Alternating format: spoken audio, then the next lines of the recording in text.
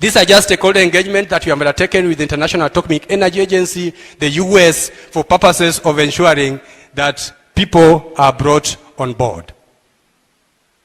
Now, in terms of accidents, which is also critical for me to be able to demystify, when you look at other sources of energy and the number of accidents that are associated with those energy, looking at this particular graph, you can see the gas, the oil industry, and the coal industry lead in the number of accidents, with the oil having about 400 cases of accident happening with those industry.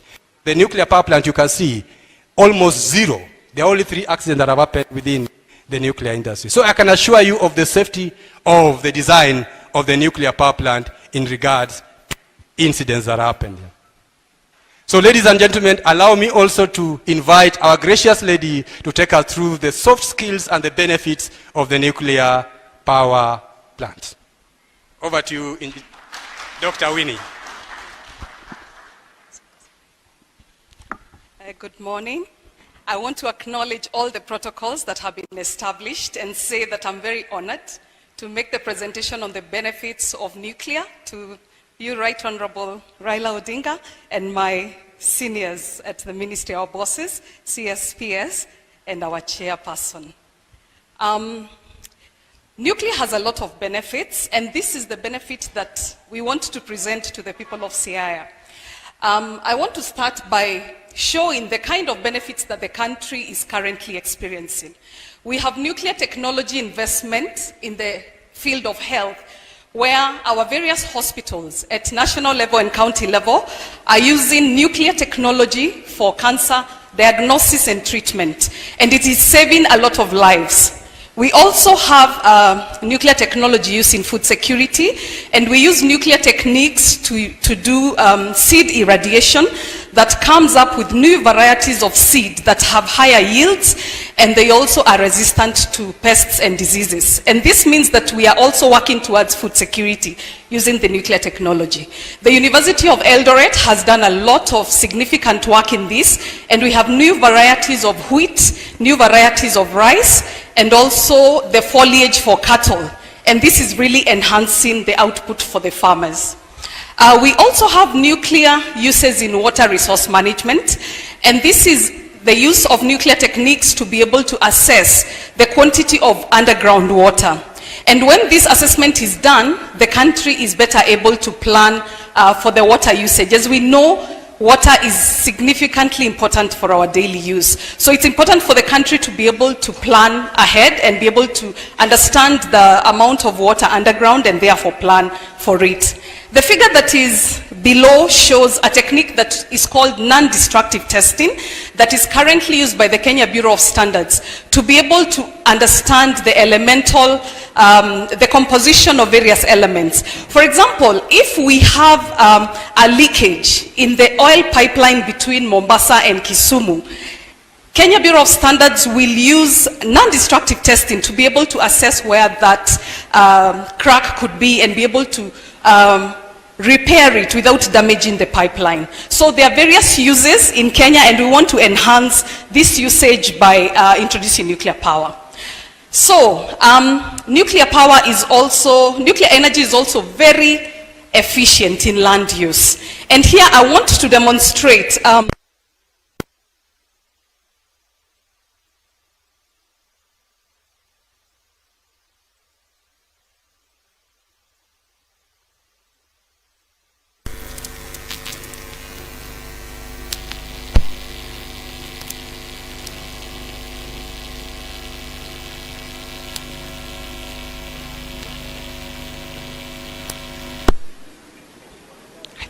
okay.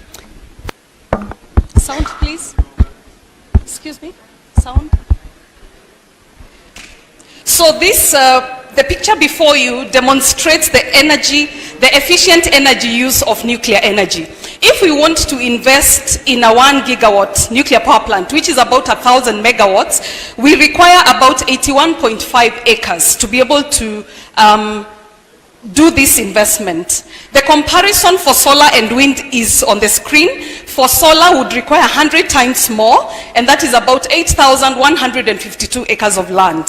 For wind, it is even more significant. It's about 500 times more. As you can see, it's about 40,760 acres just for 1 gigawatt of electricity.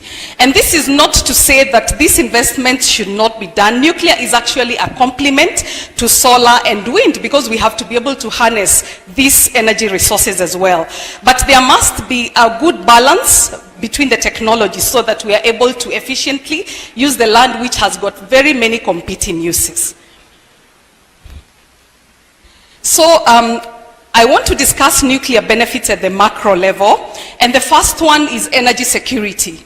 We need our energy to be secure. We need baseload electricity to be able to power our industries 24 hours a day, 365 days a year.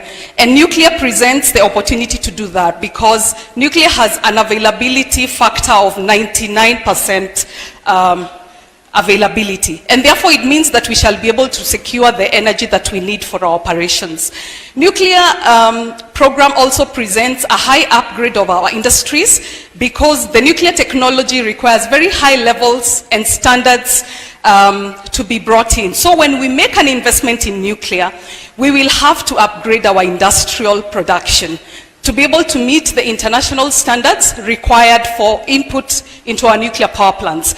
And this will enhance the quality of supply from our industries because there are no shortcuts in nuclear. We must be able to meet the global standards at all times. At the macro level again, we shall be able to enjoy lower electricity prices. And what is this? A nuclear power plant is currently designed to operate for about 60 years with a life extension potential of another 20 years. And again, this could also be extended by another 20 years. So one nuclear power plant could actually operate for about 100 years. And within about 20 years of investment, you should be able to recoup your capital investment. So the rest of the 80 years, the country will continue to enjoy lower prices because the operational cost of a nuclear power plant are very low. Again, my colleague Engineer Ohaga has talked about the climate resilience of nuclear technology. So we want to ensure that, as our CS and PS will rightfully say, we are building a climate resilient grid. And so we want to bring into the grid technologies that will enhance our future into ensuring that we do not have impact of climate change in our system. Macro level, this is at the local level, the people of Siaya will enjoy a lot of infrastructure development.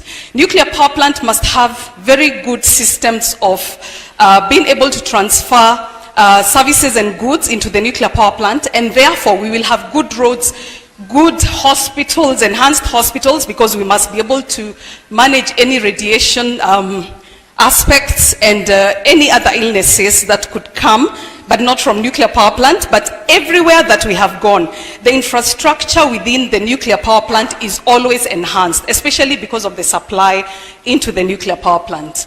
Again, job creation. I want to give an example of investing in 1,000 megawatt nuclear power plant, for example. That would require permanent jobs of about 1,200. Those are permanent jobs. And there are so many other indirect jobs that will come from the supply of the nuclear power plant.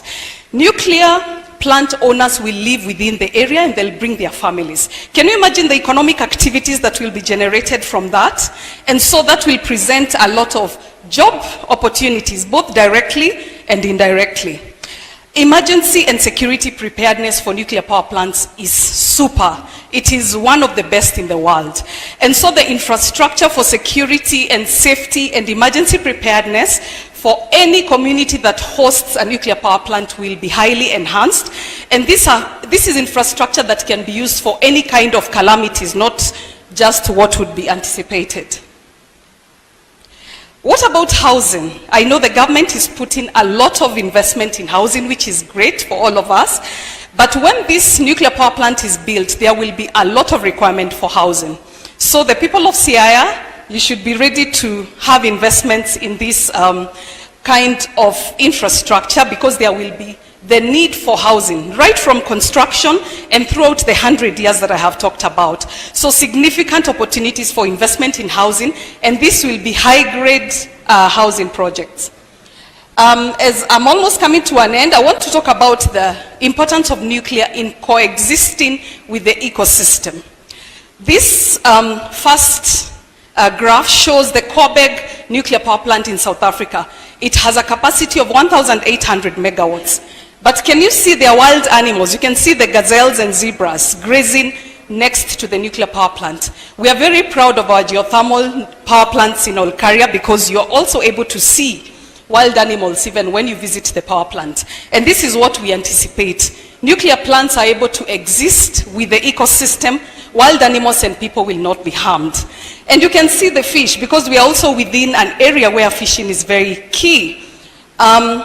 When nuclear power plants dispense the water after cooling, the water is a little warmer, but it is regulated to ensure that it does not affect the ecosystem. But because of the warm temperatures, there's algae that forms within that area, and fish love that. They will go there to feed, and we have seen cases, especially in other international countries that have the nuclear power plants, the fish population around nuclear power plants actually blossom. They increase because of that warmth that provides very good environment for the increase of the fish. And then the enhancement of education through research. We are currently in an educational organization, and JUICE actually has a great opportunity to enhance the research and development because of hosting the nuclear power plant within Siaya. So I just want to show a case of Korea. Korea invested their first nuclear power plant in 1978. Our current GDP per capita for Kenya is about $1,700. Korea in 1978 had a GDP per capita of 1,650. And that was the time they invested in their first nuclear power plant. And as you can see, that was about 60. I'm not sure you're able to see the numbers, but Korea have been able to demonstrate that the nuclear power program in Korea has significantly increased the GDP per capita. Currently, Korea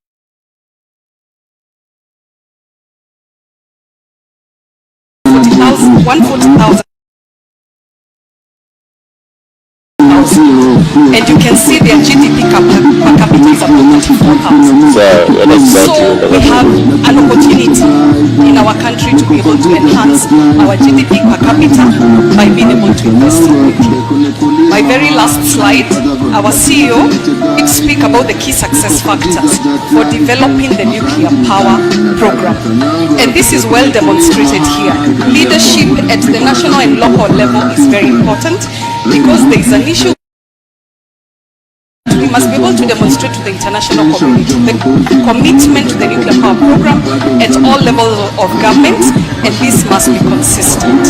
Again, robust and continuous stakeholder engagement. I'm very happy to see the great numbers of the Siaya people here. We need to have a continuous discussion. We will be here to listen to your concerns, to answer your questions, and to be able to demonstrate the great benefit this program presents. Again, adequate program funding and the project funding is critical. We have our principles here, and so as we continue to develop this program,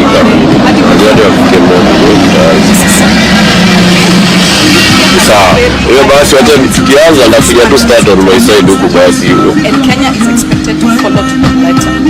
So we want to commit that our nuclear power program is a national approach, and we will ensure that all international requirements are met in the program.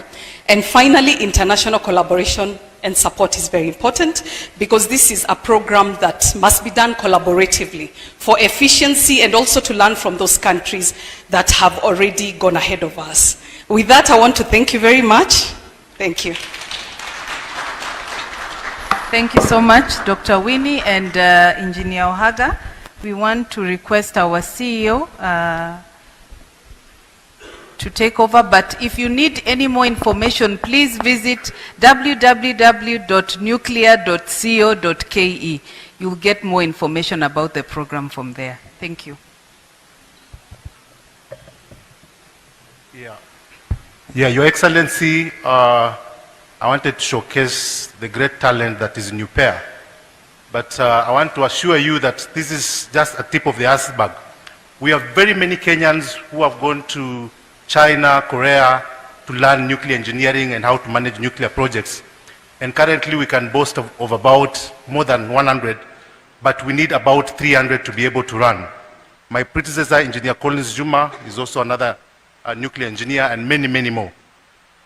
Your Excellency, we appreciate that we are short of time, and Waziri has given me clear instructions that we shall organize stakeholder engagement with the people of Siaya and the people of Kenya at large, because a nuclear program, even if it's in one location, you have to engage all the Kenyans. Waziri has given me very clear instructions that we must do proper stakeholder engagement to get the necessary buy-in so that we can have the community understand about the project. So we'll have many, many meetings with the people of Siaya and the people of Kenya to try and explain these issues so that we can demystify nuclear. But to go forward, now I want to invite our chairman, and so that we can catch up with time. Once the chairman has finished, we'll request the Speaker of the Siaya Assembly to come and say hello and recognize the leadership of the Siaya Assembly, and then we'll have the local member of Parliament to come and say hello and recognize his colleagues. And after that, we'll have the Senator of Siaya, Honorable Raila Odinga, to make his remarks, who is also the chair of the Energy Committee in the Senate. And after that, we will give it to the PS, who will take the program from there to introduce the Cabinet Secretary and other officials that will speak after that before the chief guest gives his remarks. Thank you very much. Chairman.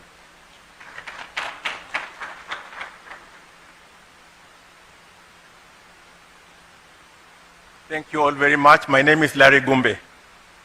The Right Honorable Raila Odinga,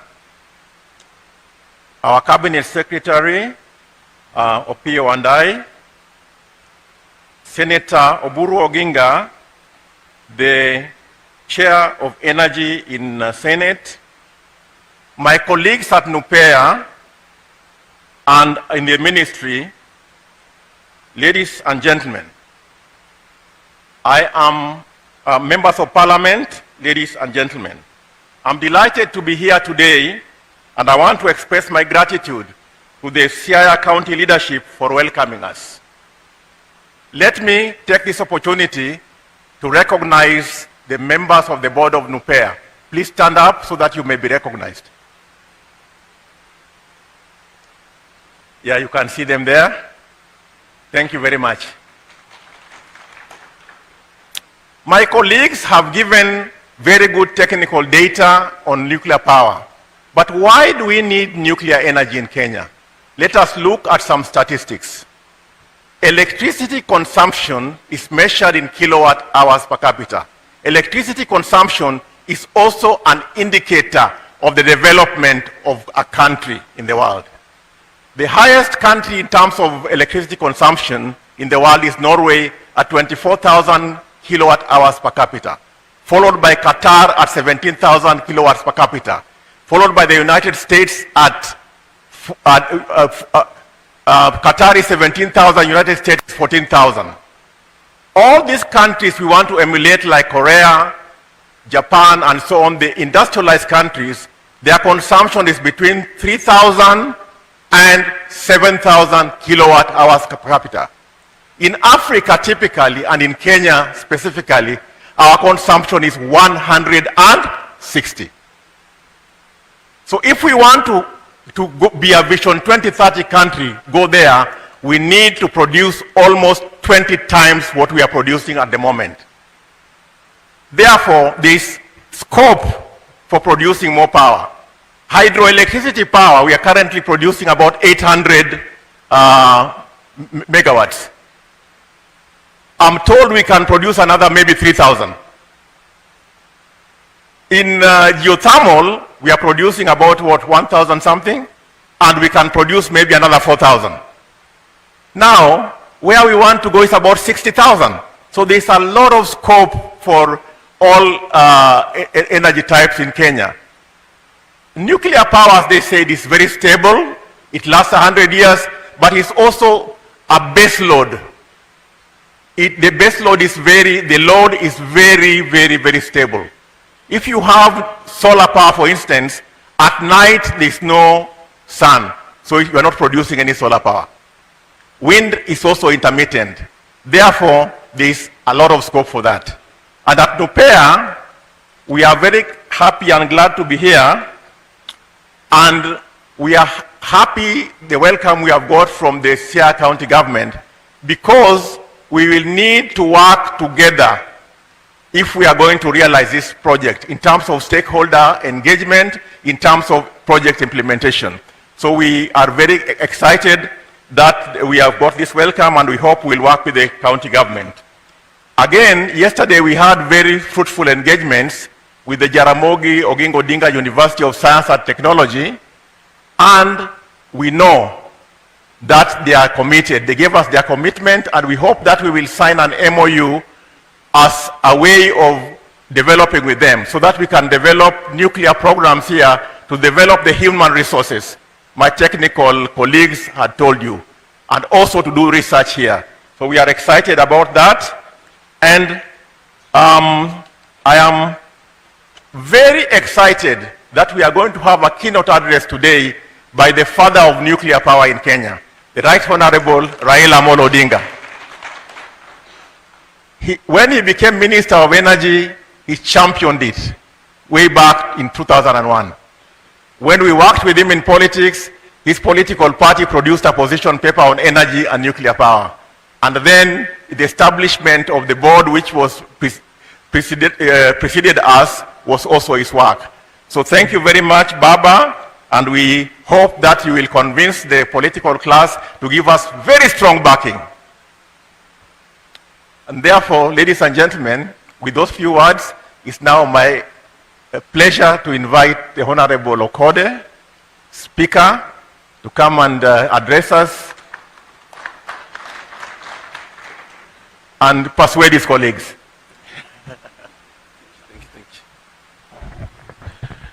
Thank you very much, Your Excellency, the Prime Minister, the Cabinet Secretary, the PS, Senator, the elected leaders, and allow me to ride on the protocols established in the interest of time. Today was not a day of speeches for us. Ours was to come here, listen, learn, internalize, then disseminate from a point of information. We have listened, we are internalizing, and will continue to internalize and disseminate. The presenter there before me talked about the success of this program being the positioning of the national and at their extent by county government. Arising from that, allow me just to introduce agencies or arms of the county government, because this collaboration was equally extended to the county government. I have members of the county assembly. There are so many, and I may not mention them by name. I have been guided duly to save on time. At the same time, I want the conveners to know that all wards within the county have been invited. I will therefore be asking you to stand up in groups of 2 sub-counties. And I start. Ugunja and Ugenya MCAs will be upstanding. Will you help me recognize them? Thank you very much for coming. Game and Alego, would you be upstanding for recognition? Thank you very much for coming. We have Bondo and Rarieda. Thank you very much for coming. That group of MCAs includes nominated members who are women, the youth, disabled, and elected leaders. So in your engagement reports, you will not have just consulted the county assembly. you will have consulted that wide range. Siaya County government comprises of the executive, the assembly, and the board. Allow me to introduce members of the County Public Service Board who are here. If you are there, will you be upstanding? Yes, we have Engineer Collins. He's the Pioneer CEO. Thank you. We also have municipalities and the towns. If you are here, members of the Board of Municipalities, you'll be upstanding. Thank you very much for coming. We have members of the executive. Are you there?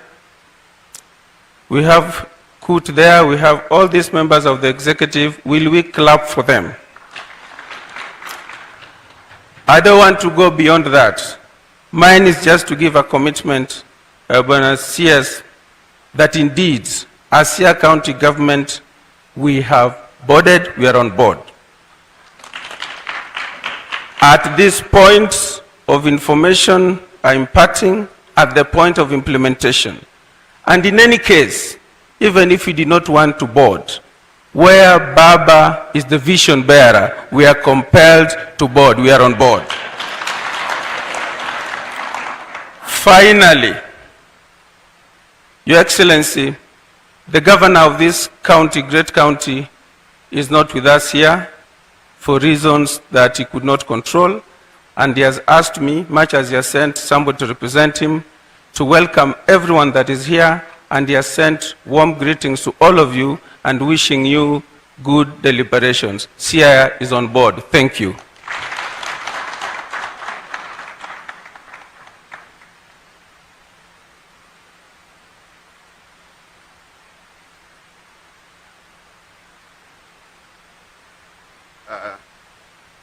Your Excellency, the Prime Minister, I want to write on the protocols that were established, and I want to welcome all of you to Bondo. It's a great day, it's a great occasion. Matters nuclear, Your Excellency, are not matters of regular topics. These are topics that are hardly discussed, and many people either shy away from them or simply stay away because sometimes they are too technical to be understood. We are well aware in terms of our energy needs in the country, but some of these things require, and I want to believe that Nupea, the work is cut out for you, that what you've given us here today is a tip. You are yet to do more. Because for assuming that you have a site in Bond or somewhere, in a village, for that village, for that community, around where the site is going to be, requires a lot more information and education. A lot more. So as we live here today, I think we need to come up with a very serious program in terms of stepping down this technical stuff to somebody in the village to understand. Somebody in the village to understand. And some of these could be very simple. If you only took the information, there was a slide that Ohanga presented about Africa. If that alone may help in a big way for our people to understand.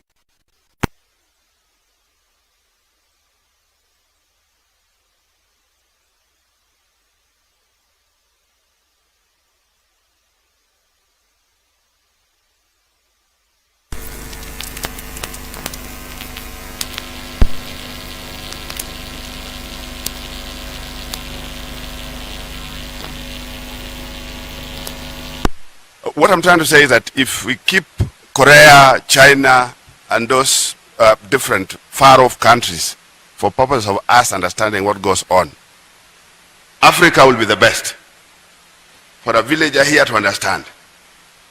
Tell us, show us what's happening in South Africa. Show us what's happening in the rest of Africa. Then we'll start getting some confidence. What is critical here is confidence building, because negatives travel much more faster. Information about nuclear, there's a lot of it that is good, but that is good is not known. What is so much out are the negatives.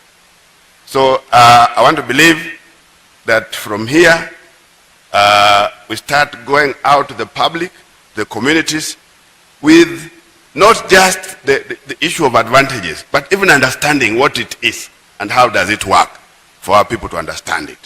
I think that's what I can say at the moment. Let me take that chance now to welcome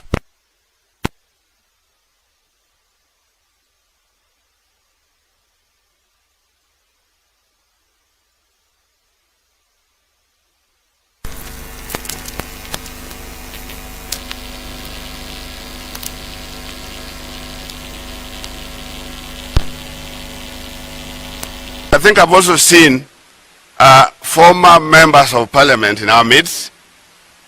I've seen Rafael Tuju here. Rafael Tuju is with us here. I've seen our former member of parliament, Murathe is here, karibu sana. But for purposes of those, my colleagues from Siaya, let me call on you, maybe say a word or two as you introduce yourself. Let me start with Honorable Otiende.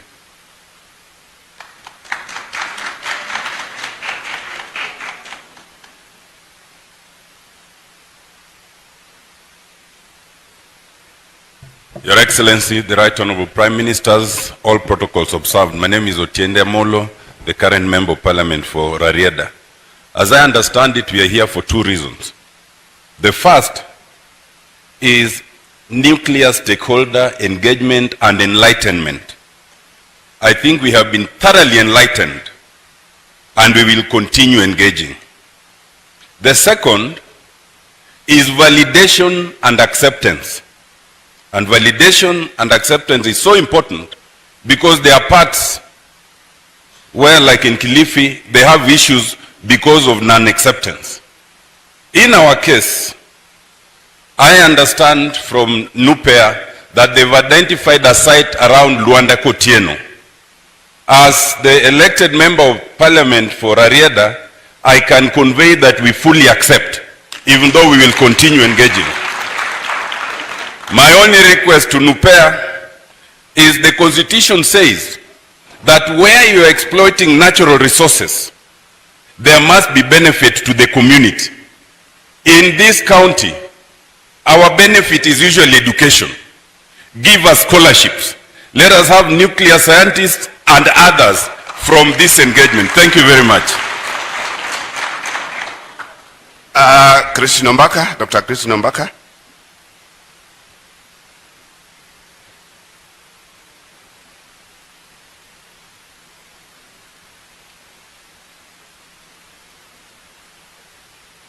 Your Excellency, the Prime Minister, Raila Odinga, and everybody who's here, I just want to say that we are happy with coming here today to listen to what has been presented.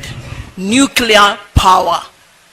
This is a language that is associated with the first world countries. Never heard of it in Africa or in Kenya in particular. And so it's new to us.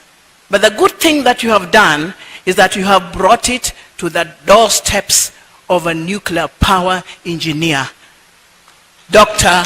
and Engineer Raila Amolo Odinga. It's at his doorstep. We always say politically that when Baba tells you it is left, we go left. If it's right, we go right. So you have brought it to the doorsteps of a specialist, somebody whose words we listen to. Lastly, I'm a social scientist, researcher, a teacher and a researcher. In research, especially in social science, there is always the issue of myths and misconception on new things such as nuclear power or other problems that affect the public. Explore the myths and misconceptions that may deter your progress. I think it may be a good progress that you've done, and you have a lot to tell us. The benefits that have been listed here are wonderful. But at the bottom line, education is important to the public, and explore the myths and misconceptions that may make your work a little difficult. Thank you, and God bless. Honorable David Ochieng.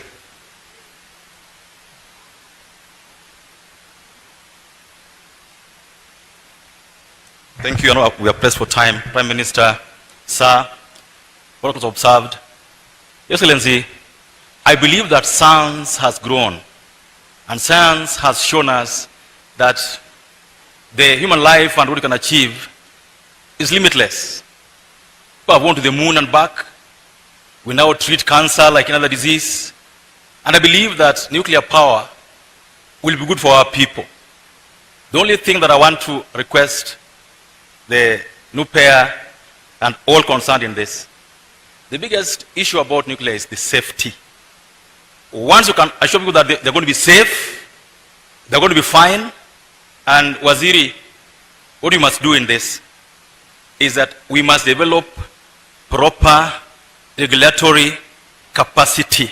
We must develop proper standards capacity to ensure that whatever we're going to be doing is regimented to a level where we remove any doubts about what could happen to us and to people in Siaya and the country at large. I look forward to people coming to Siaya to see the first nuclear plant in East Africa as they come to explore the lake. Godspeed, and thank you so much. Yeah, Honorable Tandi was here, brought his physical apology, and he had to run somewhere. So I want to believe that we are fairly full house as members of parliament from this county. Now, I want to bring on Honorable Dr. Buru. Your Excellency, you know, in as much as we are talking about the negatives, when your foot is forward, and when Waziri Wandai is, well, fast food is also forward, and Honorable Dr. Buru's feet also forward, I want to believe we can't go wrong. We can't go wrong. Dr. Buru, chairs.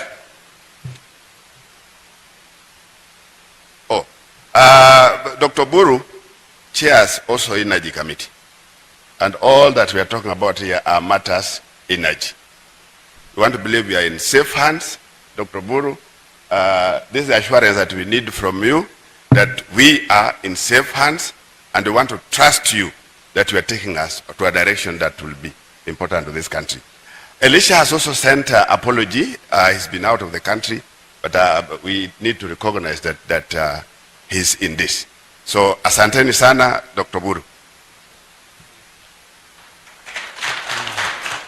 Thank you. Honorable Prime Minister and Waziri CS, Energy, Wandai, and all protocols observed, I will also follow the same pattern. And I have two Kofias here. One is Senator of Siaya County. The other one is Chairman of Energy Committee of the Senate. And as Senator for Siaya County, I would like to say this is a very welcome project. And I'm talking from the inside because I'm there as the chair, and this is a project which we have welcomed as a committee. Now, as the chair of Energy Committee, I was sent here by a small, just to read to you a small speech on behalf of the Committee of Energy of Parliament. So this is now official, not as senator. Yes. So it is both an honor and a privilege to stand before you as the chairperson of the Senate Committee on Energy and Senator for Siaya County. Indeed, it is a great honor to be part of this historic occasion of the official launch of the nuclear site here in Siaya. Today marks an important milestone in Kenya's journey towards energy security, economic prosperity, and technological advancement. the decision to embark on nuclear energy is not one taken lightly. It is the result of rigorous research, extensive consultations, and a steadfast commitment to securing our nation's energy future. Nuclear energy stands out as safe, efficient, and environmentally responsible source of power. It offers us the unique advantage of generating large quantities of electricity with minimum carbon emission, thereby aligning with our national and international commitment to combat climate change. Nuclear power is reinforced by a legal and regulatory framework, is guided by our national nuclear energy policy of 2022 and informed by rigorous environmental and social assessments. Furthermore, Kenya is currently in phase 2 of the International Atomic Energy Agency milestone approach, demonstrating the commitment to international best practices and safety standards. Nuclear energy stands as a foundation in our national agenda for sustainable development. It offers a reliable, low carbon source of electricity, which is essential for empowering our industries, supporting our digital economy, and meeting the growing demands of our urban and rural communities. By integrating nuclear power into our energy mix, we will reduce our dependence on independent power producers who depend on expensive imported fossil fuels and shield our economy from volatile global energy markets. Distinguished guests, ladies and gentlemen, I don't want to read the whole speech. I'll give a copy to our guest of honor and also to our minister for record purposes.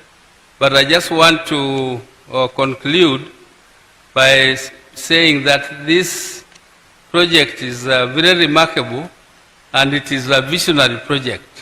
It's a project which was envisioned by our great leader, Honorable Raila Odinga, when he was Minister of Energy, and we, as a Committee of Energy, we support it, and we want the people of Siaya to be fully engaged in the campaigns to have this nuclear project established here. And we would like, personally, I would like to express my frustration that this is pushed to 2034, which is 9 years from now. I don't know whether I will be there, but it is. I wish it was coming a little earlier than that 2034, but be that as it may, science takes its own pace, and we cannot dictate the pace. But I hope if there is more investment, perhaps it could be enhanced and quickened to be implemented much earlier and faster than 2034. With those remarks, I want to thank all of you for listening to me as the chairman of Energy Committee. Thank you very much. I didn't realize I was getting back here again, but I'm back for a very simple thing. We are dealing matters energy. We have our PS, State Department for Energy, Alex Wachira. So come over and pick the program from there.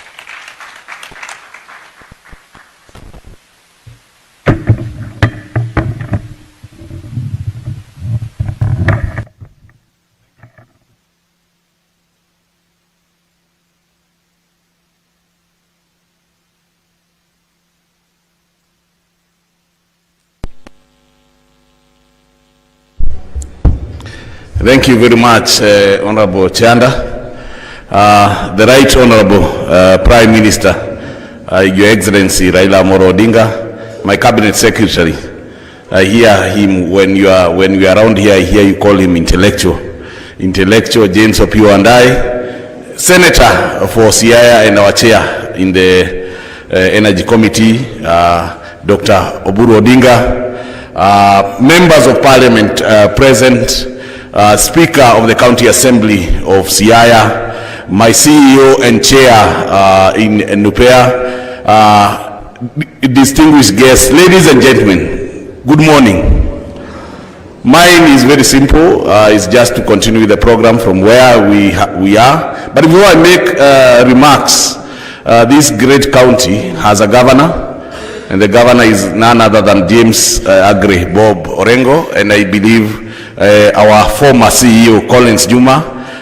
You want to make a few remarks on his behalf? Just a minute before I continue, kindly. Let us give a round of applause to Collins.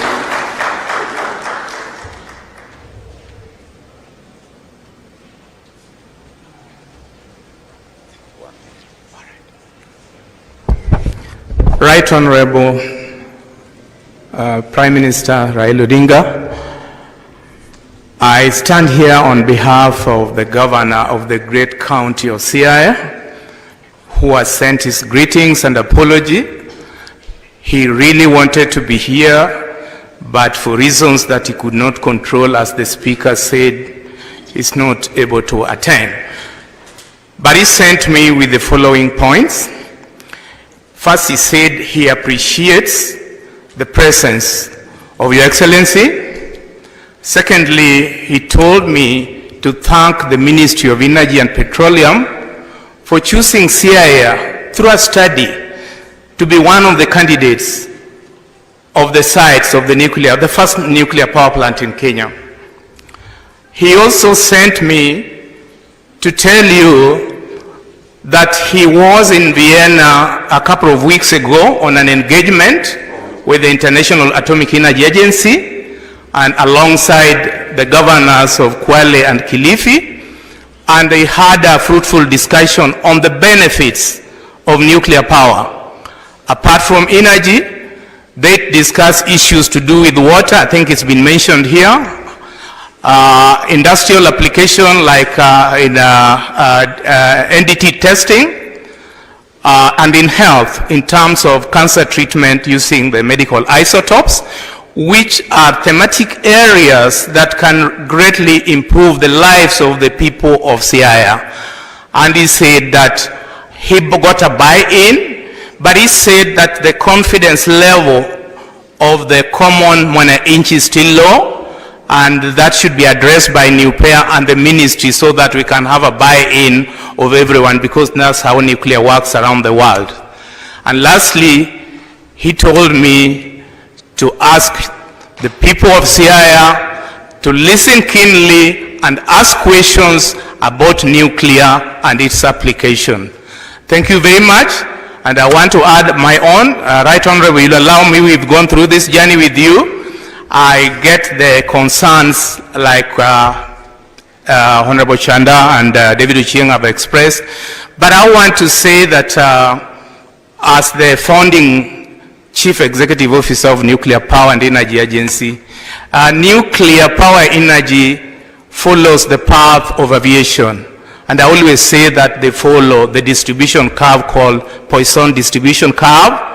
The probability of an accident is very, very low. But the impact of that very low probability can be very high. The current fourth generation reactors being deployed around the world have enough safety measures to mitigate on what has happened before. And I want to urge our people that we embrace the technology and we move forward with the nuclear power program. Thank you very much. Thank you, Engineer Collins, because what you have done on behalf of our CS is to answer the question that was posed by Honorable David Ochieng in regard to safety of nuclear. I hope that the question is well answered. Your Excellency, the Right Honorable Prime Minister, Today is a great honor for me to speak before you. Indeed, speaking before a nuclear scientist, a nuclear engineer, today I am preaching to the converted, I'm preaching to the choir. Your Excellency, let me give you just one simple story. 2 years ago, when Collins was the CEO of nuclear power, we headed to Kilifi, and we had a little bit of challenges and difficulties engaging the good people of Kilifi. But today, ladies and gentlemen, I am feeling very happy because with the Right Honorable Prime Minister, with the leadership of the county of Siaya, we have a buy-in, and so therefore, nuclear power is here with us. Your Excellency, last week on Friday, you did speak to us at the National Convention, the third National Retreat. And during the National Retreat, you did post to us and you told us that we cannot industrialize with 3,000 megawatts. Because that is what we have as build capacity in the country. Today, Your Excellency, we are here to discuss an issue of when. And I like the question that was posed by the Senator for Siaya, Dr. Odinga. Your Excellency, when we came into the ministry, the issue of nuclear power was posed at 2038. For us to address the issue of industrialization and create opportunities for these young men who are in this university that we are producing year on year, we have to industrialize. And that is why we brought the nuclear power to 2034. And Your Excellency, today, you have challenged us. You have told us that we cannot afford to come to 2034. With your blessings and those blessings of His Excellency Dr. William Samoei Ruto, I believe we can have it in 2032, latest, earliest 2030. As many as of that opinion say aye. As many of the contrary opinion say nay. The ayes have it. Your Excellency, Your Excellency, I want to assure you of only one thing. You gave us a man who is dedicated. We have a lot of work to do to make it possible to ensure that we have nuclear power here, to ensure that nuclear power is not just a dream, the dream that you had in 2001 when you started nuclear power, but we make it a reality. And we want to assure you that we shall not drop the ball. For us is to have only one ask, and the ask is, let us engage in constructive dialogue, open dialogue, let us ask questions, and we shall be there to answer. Last but not least, we have Honorable Otiende Molo, we have Honorable Sam Atandi. Sam Atandi is our chair, Budget and Appropriation Committee. For us to achieve what we want to achieve, we have to ensure that nuclear power is adequately funded for community engagement. And because we also have Honorable John Badi as our Cabinet Secretary for National Treasury, with Sam Atandi and our own minister, we believe that that is going to be done. Ladies and gentlemen, those few remarks, allow me to now welcome our Cabinet Secretary, Honorable James Opio Wandai, to come and make his remarks and invite the Right Honorable Prime Minister to address us. Thank you. Karibu sana waziri. Asante sana Bwana PS. Your Excellency Prime Minister Raila Amolo Odinga, all protocol observed. First and foremost, allow me, Your Excellency, to thank you very, very sincerely for graciously accepting to be part of this historic event. Your Excellency, when I wrote to you about a week and a half ago, I didn't even call you. I just wrote to you a letter inviting you.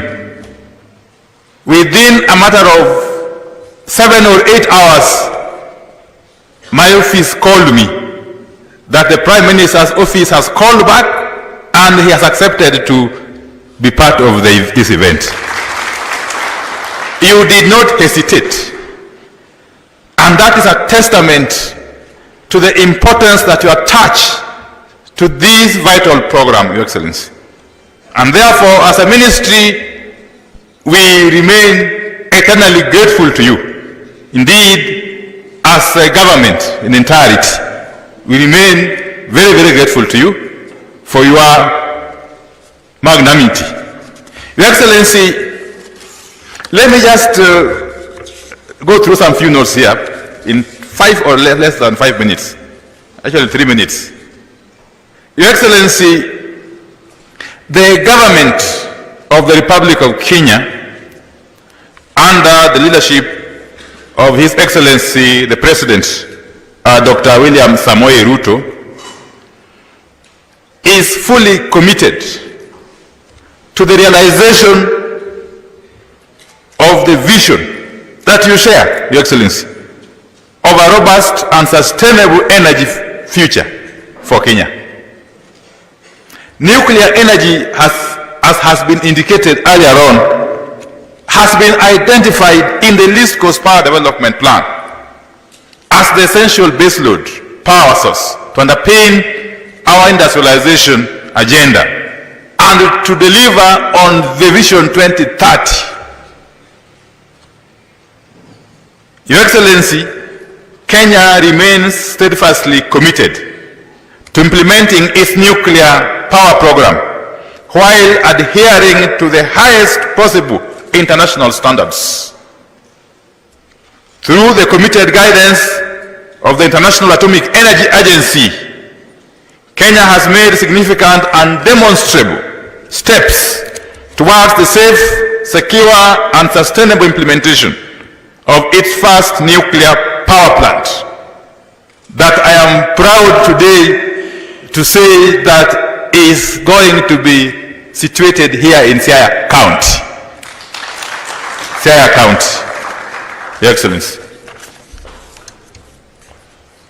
Today, Kenya is actively progressing through the phase 2 of implementation based on the IAEA milestone approach, aiming to commission the first nuclear power plant now with your guidance by the year 2030.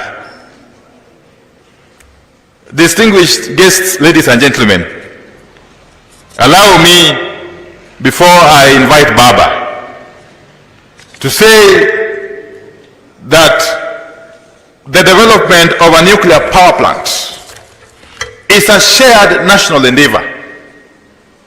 It demands foresight, collaboration, and a collective commitment. Let us embrace this opportunity as a people to build a resilient, energy secure, and prosperous Kenya. Let us partner for a sustainable energy future, not just for us, but for generations to come. Your Excellency, it is now my singular honor and distinct privilege to invite you, Prime Minister Raila Odinga, to now deliver your keynote address and to share your insights and vision for this transformative national undertaking. Let us all be upstanding as we usher in Prime Minister Raila Odinga. Asante sana. Karibu. Thank you. Thank you.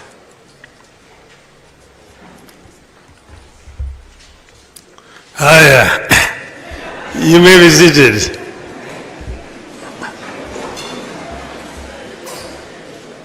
Thank you, Waziri.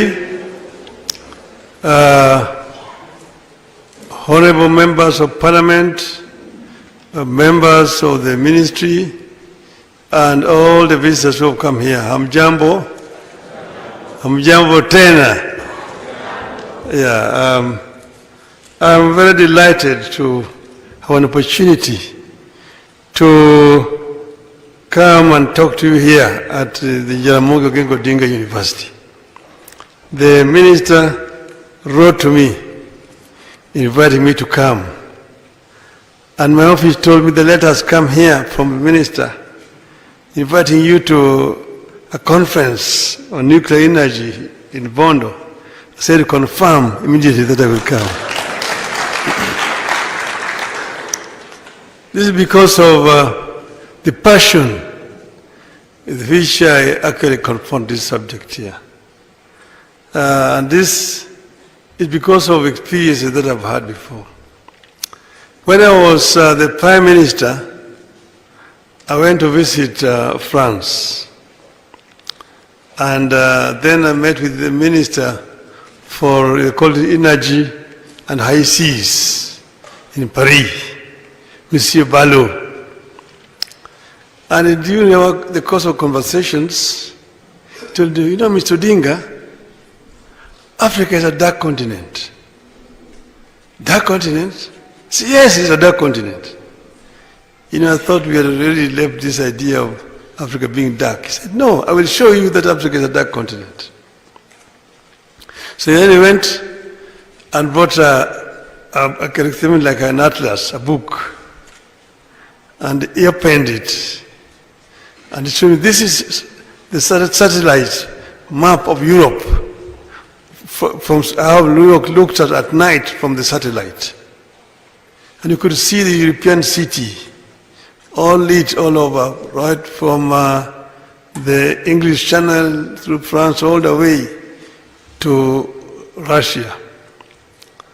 Then he went and opened another page, Africa. This is how what Africa looks like at night from the satellite. Now there's a big contrast. There were some little lights down southern Africa. And then up around Egypt, somewhere there you could see some lights. The rest of the continent was just dark. He said, this is what's happening. Africa is the dark at night. It means that while Europe is busy working at night, Africa is asleep, working in the other direction.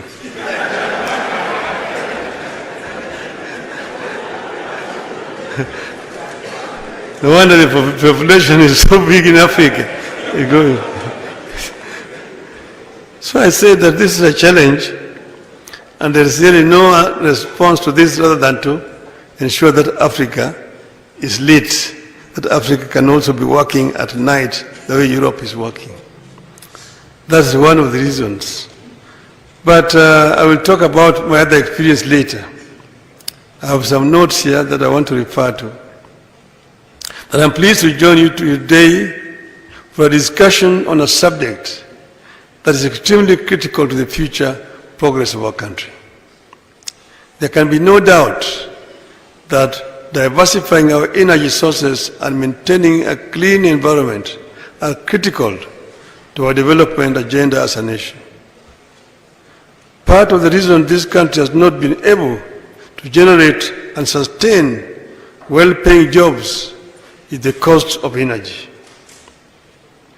A number of nations, including here in Africa, have reached the decision that the use of nuclear energy to generate electricity is one of the cornerstones of sustainable development.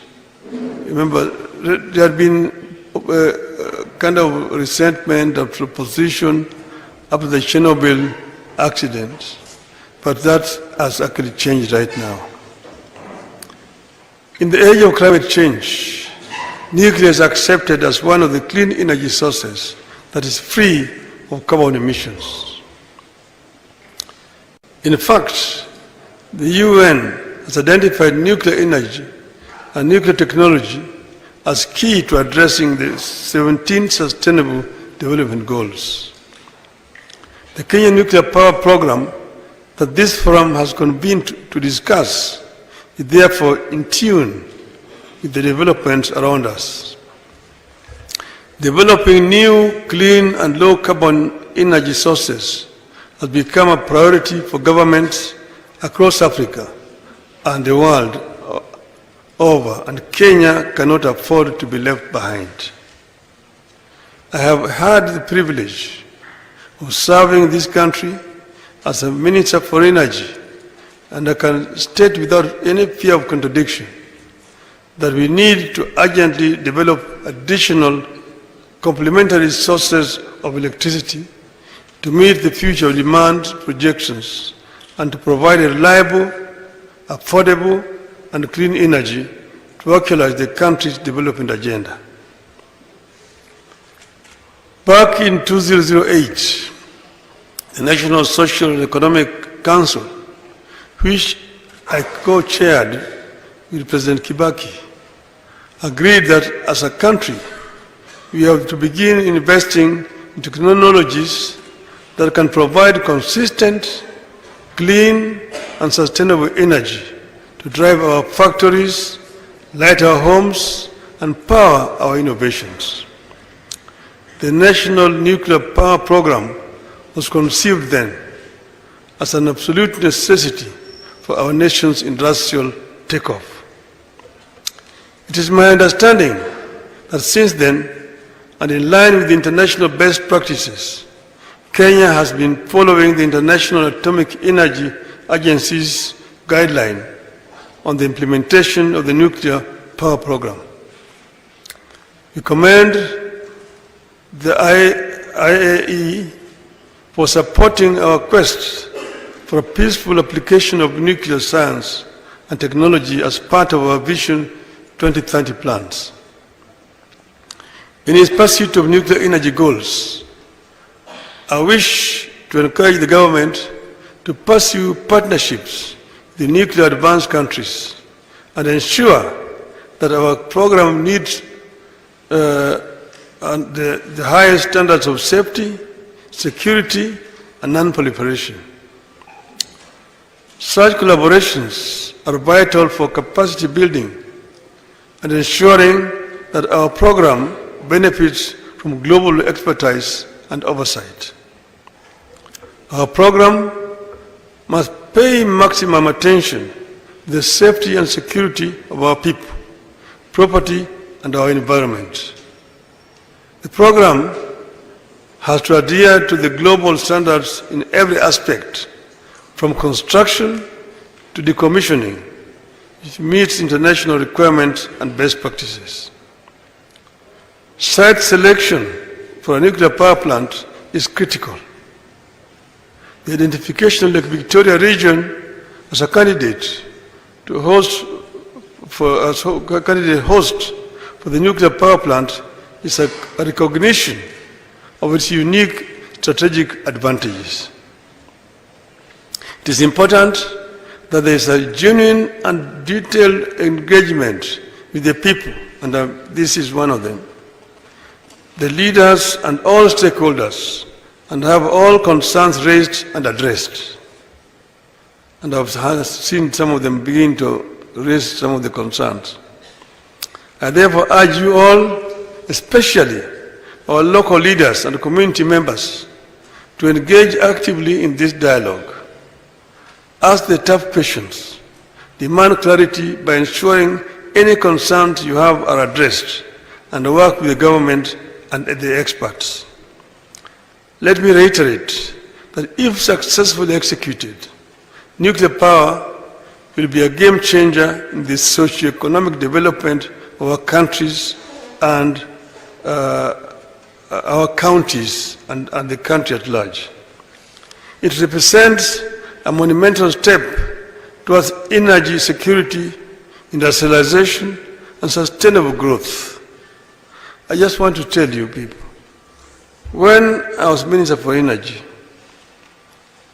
and I suggested that we should go nuclear, I did not expect the kind of reaction.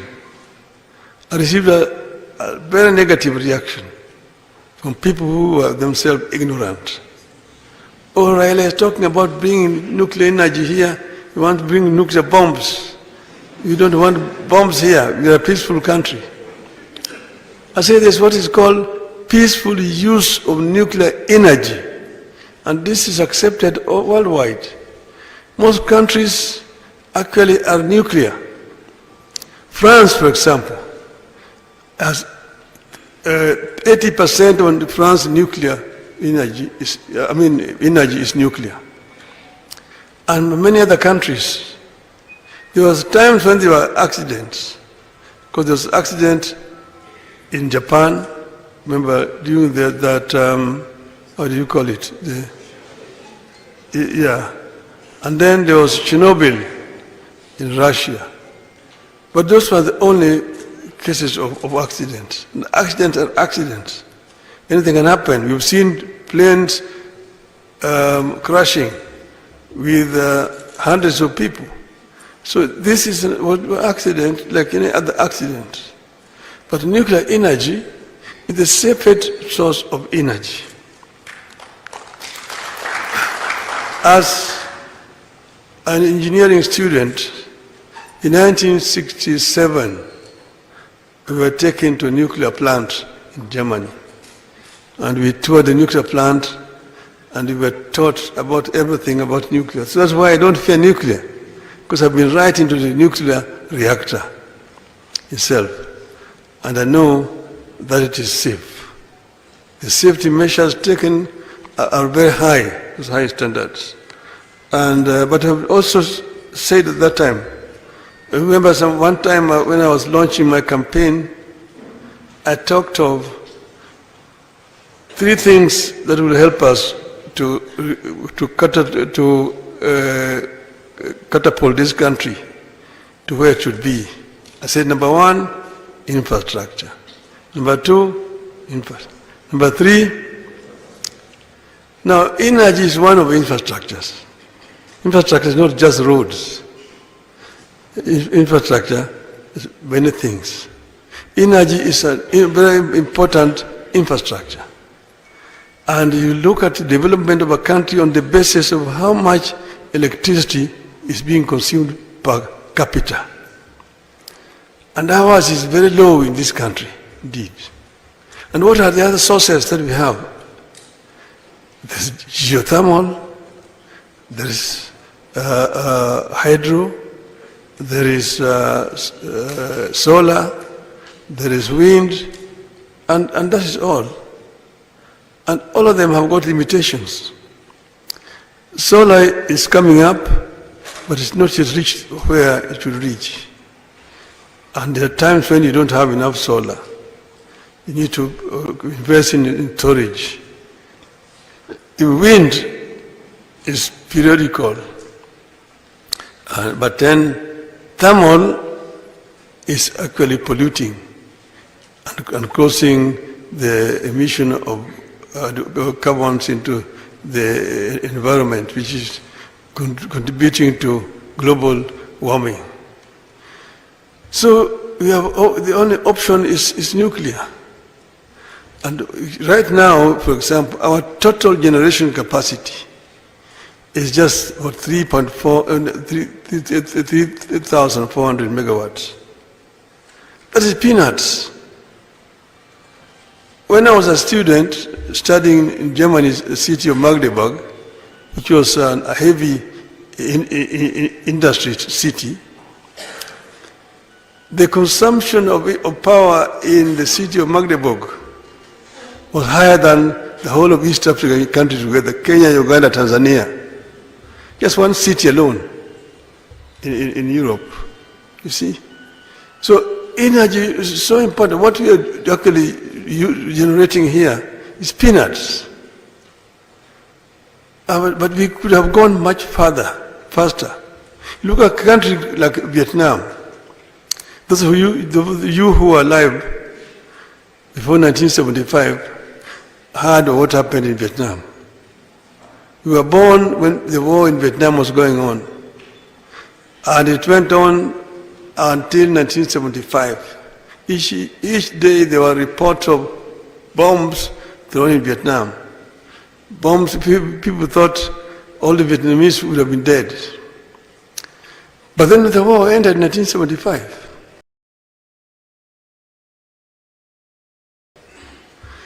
Kenya was independent.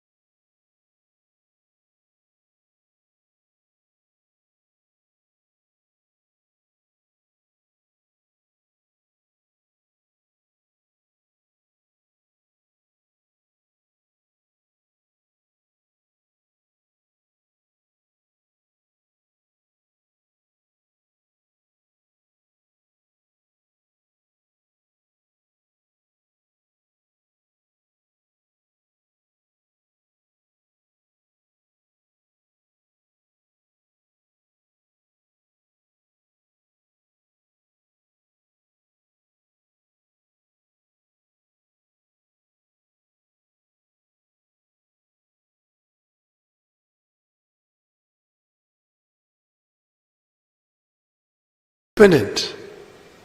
Vietnam 5 safety. But I've also said they are talking of starting in 1934. There's no reason why we should start in 1934. If we have made a decision now, we begin to order straight away, because it takes time to manufacture. And this manufacturing will be going on, it will take 2 years, maximum 3 years. It will be ready. I've visited a plant in China, in Korea, where they are manufacturing nuclear plants. And you can see we have got an order here from this country, you've got an order from Malaysia, you've got an order from India, got an order for this. They are all busy manufacturing. Let there be also an order for Kenya there, so that you can start and aim at Vision 2030. Vision 2030, let us have a plant working. That should be our aim as a country. And I think it can be done. We must say Kenya must be able to chase its peers and reach there. Don't continue to compare Kenya with the worst. That, oh, we are an island of prosperity in a sea of turmoil. Don't compare yourself with the worst. Compare Kenyans with the best, because they are capable of attaining the best. They say in the land of the blind, one-eyed man is a king. So that's why Kenya says a king, because all the others are blind. No, don't compare us with failed states. Compare us with the best. You are capable of obtaining the best. Thank you very much, ladies and gentlemen. Thank you, Your Excellency. May we accord His Excellency a standing ovation for those great words of wisdom. Makofi. Moja, mbili, tatu. Asante Baba kwa hekima. May we remain standing for the national anthem of the Republic of Kenya, which will signify the end of our official engagement this afternoon. National anthem.